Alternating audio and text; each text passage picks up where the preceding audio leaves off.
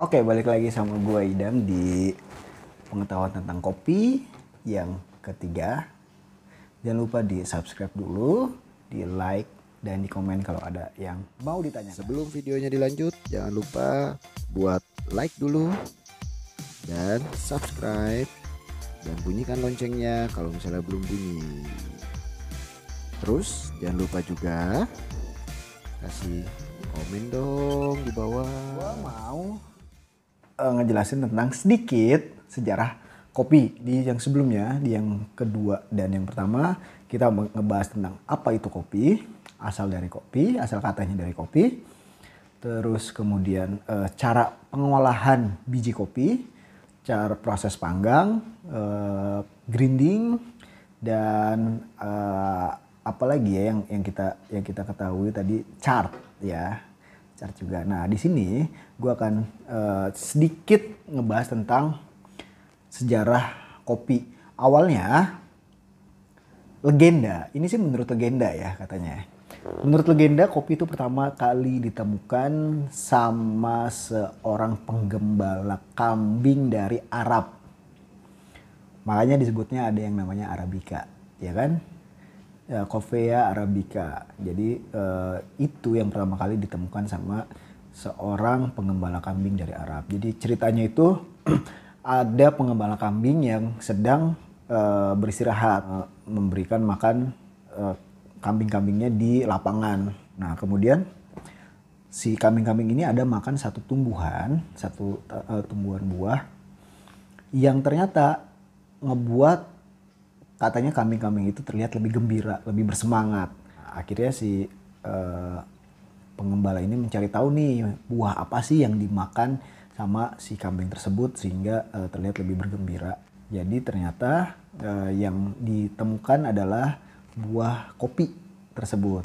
Nah kemudian buah tersebut pun akhirnya dimakan. Waktu itu sih katanya sih lebih sering dibuat makanan buah tersebut sehingga menimbulkan sebuah perasaan bersemangat, perasaan senang gitu dengan memakan buah tersebut, dengan makan buah kopi tersebut.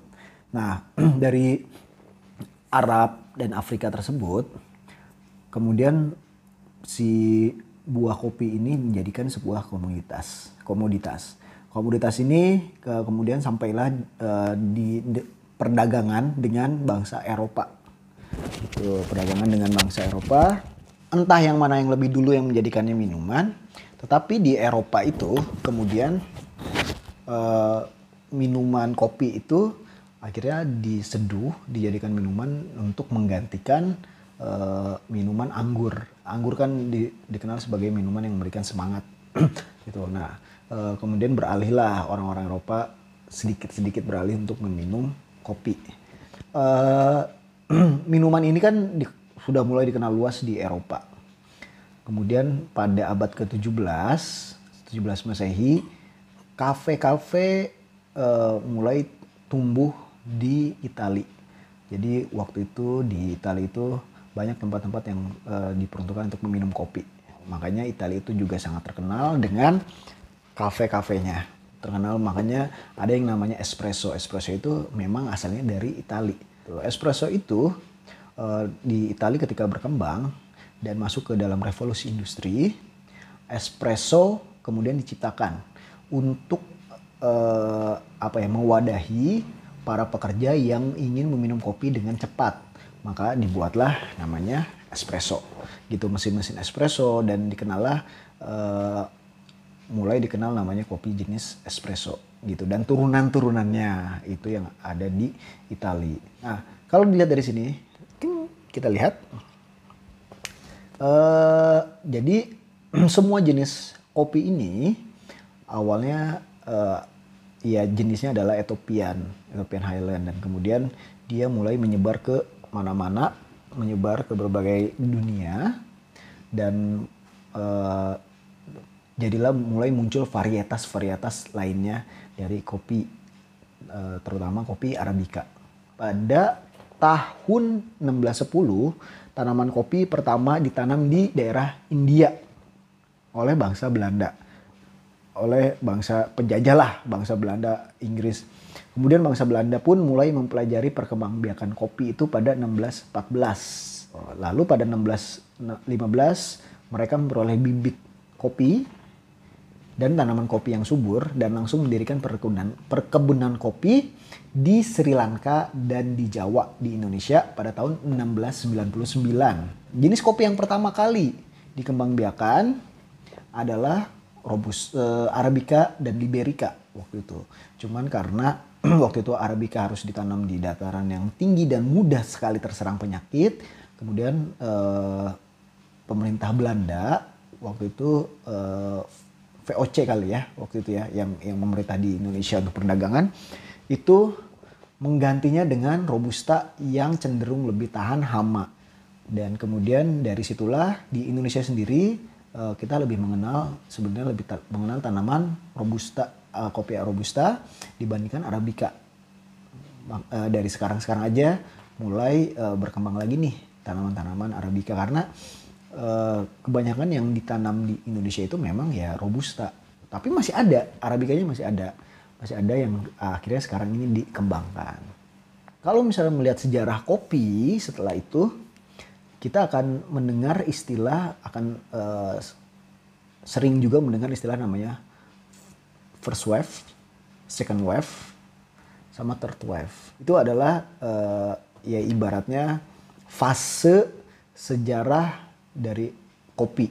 Nah, kita lihat ya sekalian di gambarnya.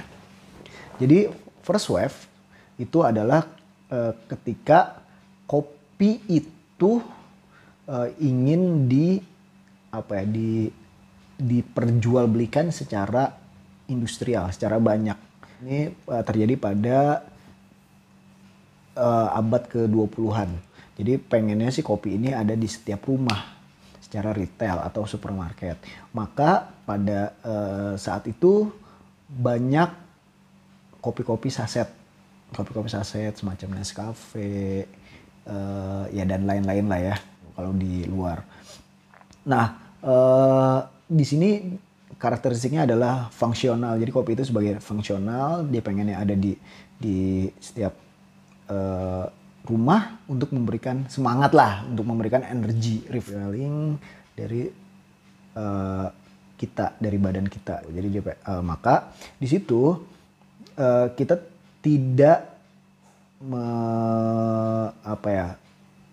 tidak memperhatikan lah, maksudnya tidak ya sebodoh amat dengan yang namanya jenisnya apa, terus kualitasnya seperti apa itu, dan yang pasti sih harus setiap rumah harus ada gitu. Jadi kita tidak memperhatikan mengenai kualitas dan lain-lain.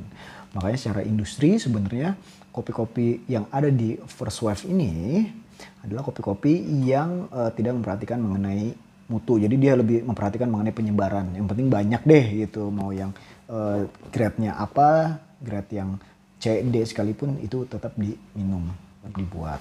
Kemudian masuk ke second wave.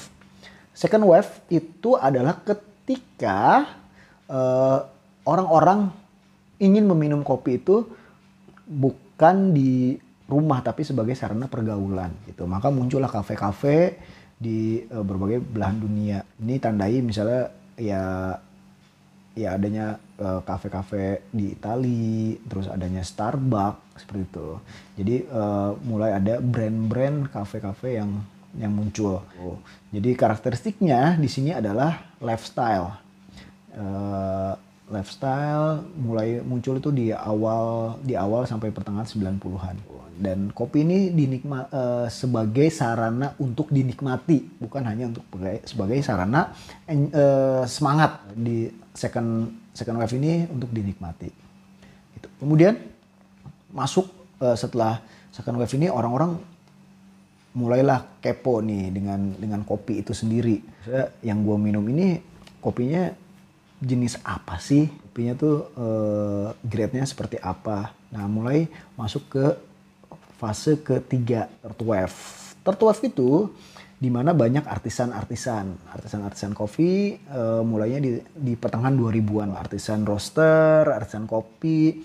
Di sini karakteristiknya adalah ya seni. Kopi itu sebagai seni.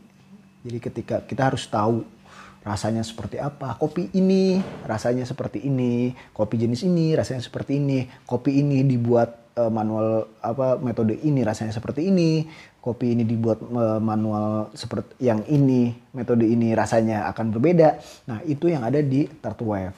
Jadi menurut sejarahnya itu ya seperti itu gitu. Jadi emosi untuk mendapatkan ibaratnya pengen tahu lah, lebih kepo, lebih love terhadap kopi itu sendiri. Nah, ada juga yang mendefinisikan ada ke-4 dan ke-5, fourth wave sama five wave. Tapi biasanya sih kalau misalnya di sejarah yang banyak disinggung sih 1 sampai 3 gitu. Tapi ada juga yang mendefinisikan dari 4 sampai 5. Nah, ke-4 adalah lebih ke sainsnya, sains dari kopi sendiri. Obsesi gitu, lebih ke wah dalam ini ada apa aja sih gitu. Ada kopi, ada apa. Kalau misalnya dibuat dengan takaran seperti ini, apakah berbeda dengan takaran seperti ini? Lebih ke ya saintifiknya lah gitu. Nah, kemudian yang gelombang kelima lebih ke bisnis sih. Lebih ke bisnis, lebih ke pengen kopi yang excellent. Seperti itu. Jadi kopi yang benar-benar cara bisnis kafe, lebih ke butik lah, butik konsep seperti itu, dan lebih fokusnya lebih ke excellency. Oke, itu sedikit sejarah mengenai kopi. Kita akan balik lagi di video berikutnya mengenai berbagai metode dari penyeduhan kopi. Oke, ikutin terus, jangan lupa juga subscribe dan di love, di like, dan di komen. Ya, sampai ketemu di video berikutnya.